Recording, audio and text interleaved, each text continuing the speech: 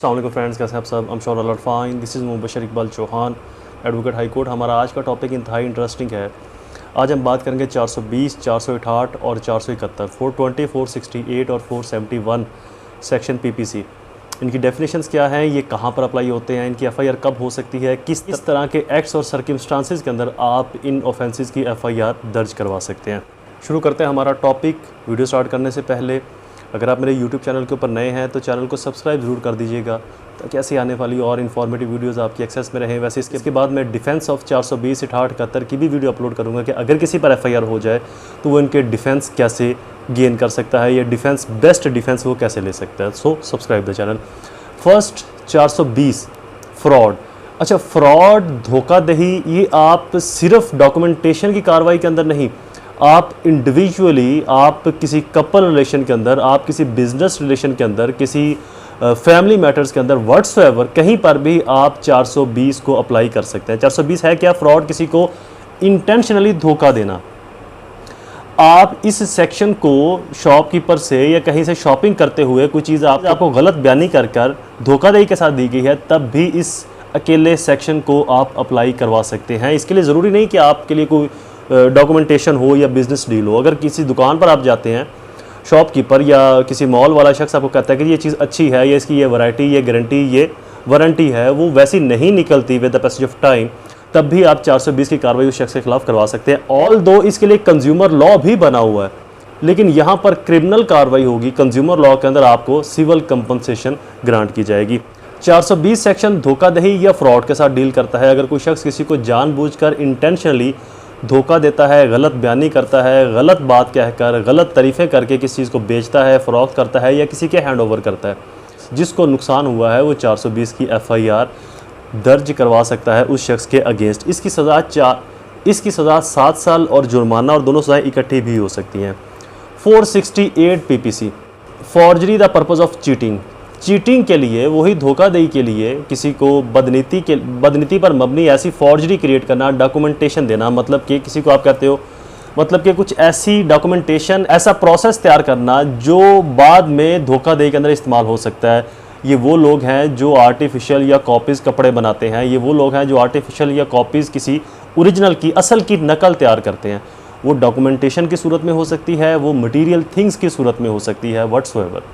Documentation की सूरत में हो, जैसे कि जाली स्टाम्प पेपर बनाना, जाली कोर्ट ऑर्डर बनाना, जाली वकालतनामे किसी की बिहाफ पर बनाकर किसी को देना, या किसी के हैंड ओवर करना, या किसी अदालत में देना, तो ये तमाम चीज़ें पर्पज़ ऑफ फॉर्जरी के अंदर फॉल करेंगी।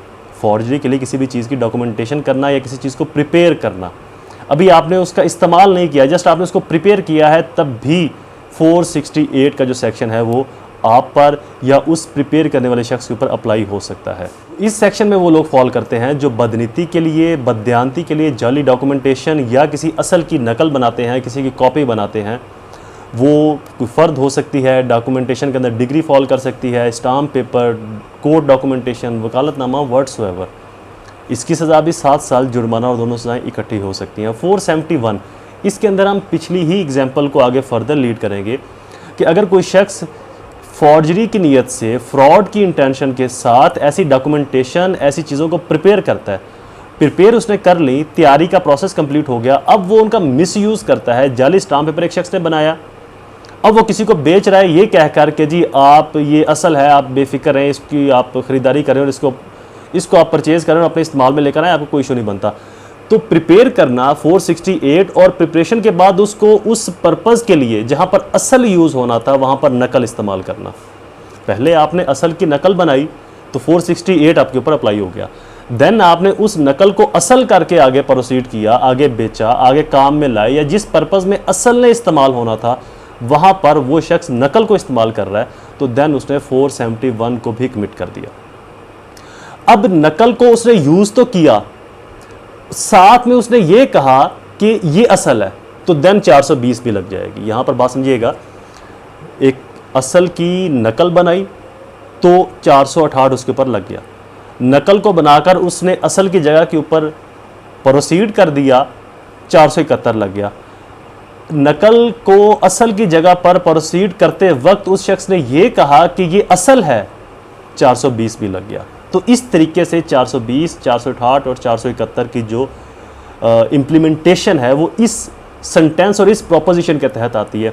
यहाँ पर एक और चीज़ भी बता दूं कि अगर आप डिफेंस की तरफ से हैं, वैसे डिफेंस की मेरी अलग से भी एक वीडियो आ जाएगी कि आपने डिफेंसिव आर्ग्यूमेंट क्या लेने हैं, बट अगर आप डिफेंस की तरफ से हैं तो आप इन चीज़ों की इंप्लीमेंटेशन और प्रोपोजिशन को ज़रूर देखिएगा कि जो अक्रस एफआईआर के अंदर मेंशन है क्या वो इन डेफिनेशन के ऊपर जो मैंने बताई इसके ऊपर फॉल कर रहे हैं या नहीं कर रहे हैं। आमतौर पर होता ही है कि किसने जाली डॉक्यूमेंट्स बनाया उसके ऊपर भी 420/68 कदर लगा दी, किसने जाली डॉक्यूमेंट सिर्फ बेचा तो उसके ऊपर भी बाकी दोनों सेक्शन लग गए। तो इस चीज़ को ज़रूर देखा कीजिए कि प्रोपोजिशन के अंदर जो चीज़ें मैंने बताई कि कैसे कौन सा सेक्शन अप्लाई होगा, क्या ये अप्लाई हो सकता है या नहीं हो सकता। अगर नहीं हो सकता तो ये डिफेंस में आपके लिए बहुत फ़ायदेमंद साबित होगा।